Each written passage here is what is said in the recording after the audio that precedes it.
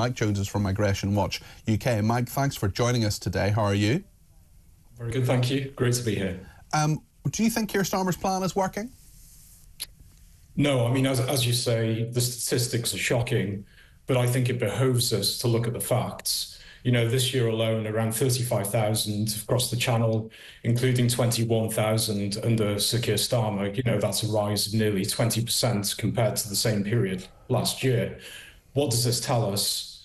Well, let's be blunt, Starmer isn't smashing the gangs are smashing Starmer, and there's no sign that this will change anytime soon. Yeah, and I think a lot of people feel the same way and feel that actually the provisions that have been put in aren't helping, and it's just no deterrent, Mike.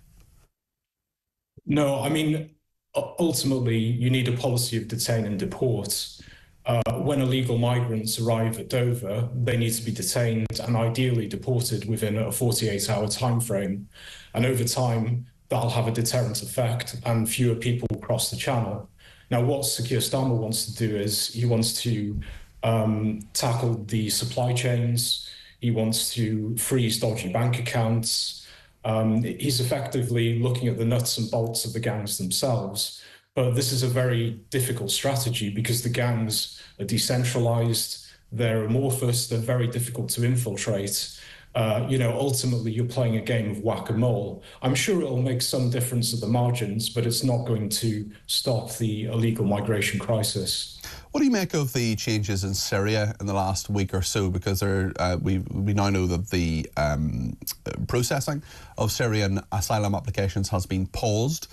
Those people are still arriving, as we know, saying they're from Syria, and they will just be held in the processing system, presumably. What's your reaction to that, Mike? I think it's sensible. You know, ideally, if there are more refugee flows, then Syria needs to work with the UNHCR and accommodate migrants in that part of the world. We basically cannot absorb higher numbers of refugees. And the situation in Syria is very difficult because you've got a smorgasbord of different non-state actors who are involved in governance there. And, I don't think Syria is going to transform into some Swiss-style democracy.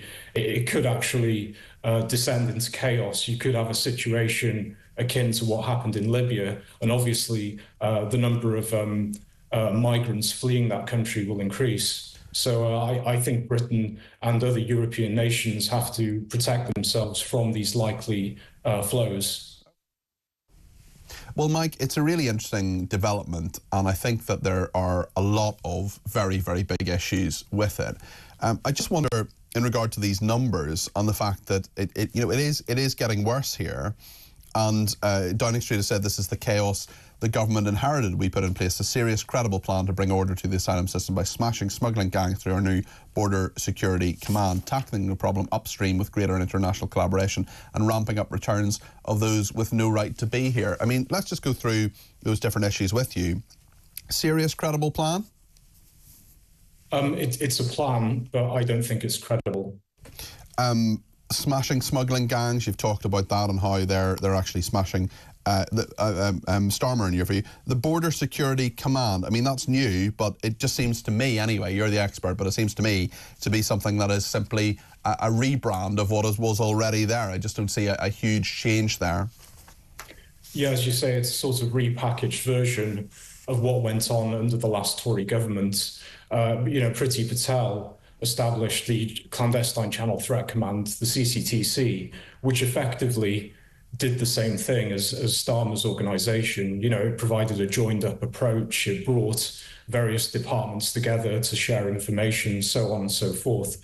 But ask yourself, did it have a huge impact on the numbers? No, it didn't, simply because people smuggling is a transnational phenomenon, and the gangs, as I pointed out previously, are highly decentralised.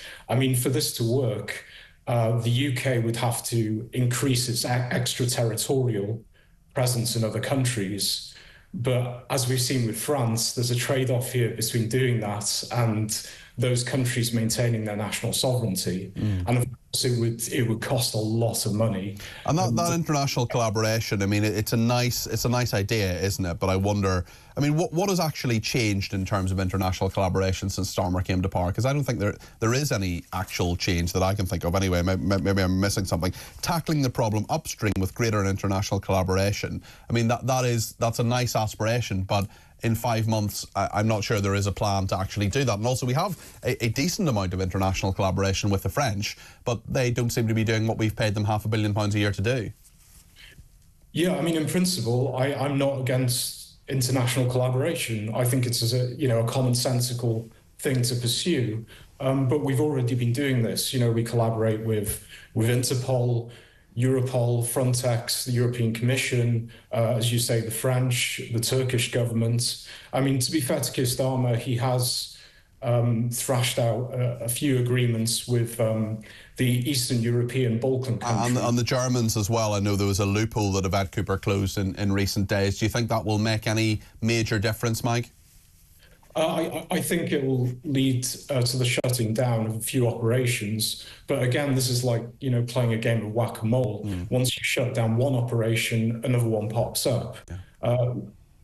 The best case scenario for Labour is making life difficult for the gangs, but be under no illusion they're not going to smash them. Yeah, and ramping up returns of those with no rights to be here. Just to go through the final point of the Downing Street sort of statement on this, we know that there are a few people at least who've gone back to Pakistan, but it's not nearly the levels that need to be when it comes to illegal immigrants, is it?